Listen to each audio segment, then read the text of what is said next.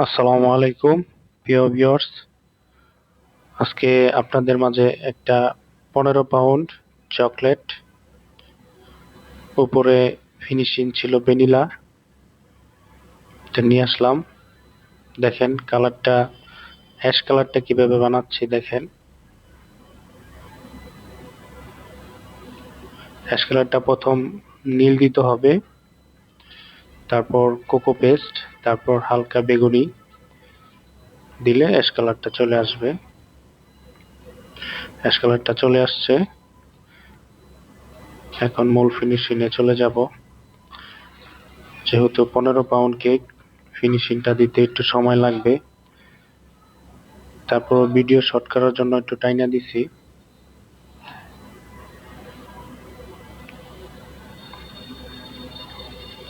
ফিনিশিংটা হচ্ছে,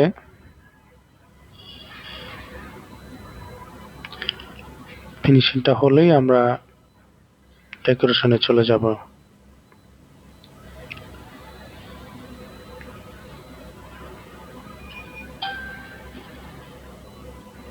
দেখেন ফিনিশিংটা 15 পাউন্ড কেক, ফিনিশিংটা চলে আসছে।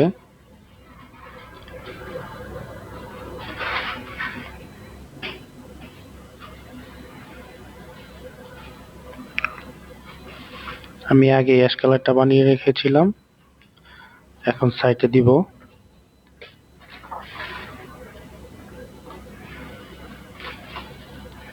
এখন প্লেন কাট দিয়ে টান দিয়েছি।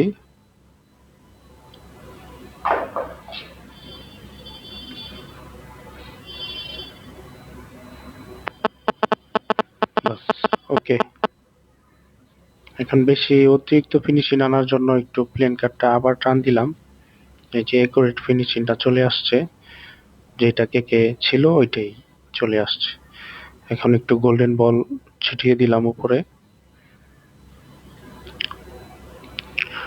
ওই কেকে, অর্ডারের কেকে ছিল গোল্ডেন বল।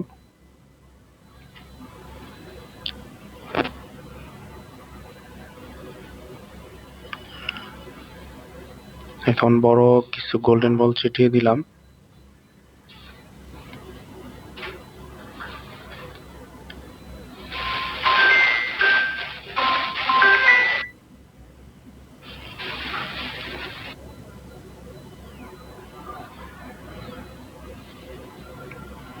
এখন গোল্ডেন বল, তারপর অ্যাশ কালার বল দিয়ে দিব। এখন প্রজাপতি দেখেন বসাচ্ছি, এগুলো রেডিমেড প্রজাপতি, কারণ অর্ডারেতে রেডিমেডই ছিল।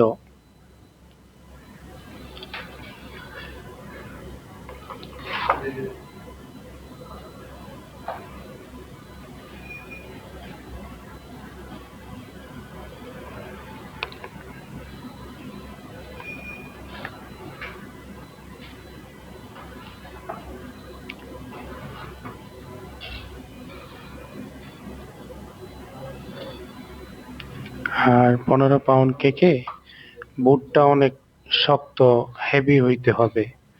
এটা আমি মালয়েশিয়ান বুট নিয়েছি, তো বুটটা হেভি না হলে 15 পাউন্ড কেক ক্যারি করতে, কাস্টমারের নিতে অসুবিধা হবে, এই জন্য বুটটা শক্ত দেওয়া হয়েছে। দেখতেই পাচ্ছেন যে বুটটা কেটে নিয়েছি আমি। 15 পাউন্ড কেকের বুটের মাপ হলো 25 ইঞ্চি দিয়েছি আমি, এটা আমাদের এই টাইসের মাপ।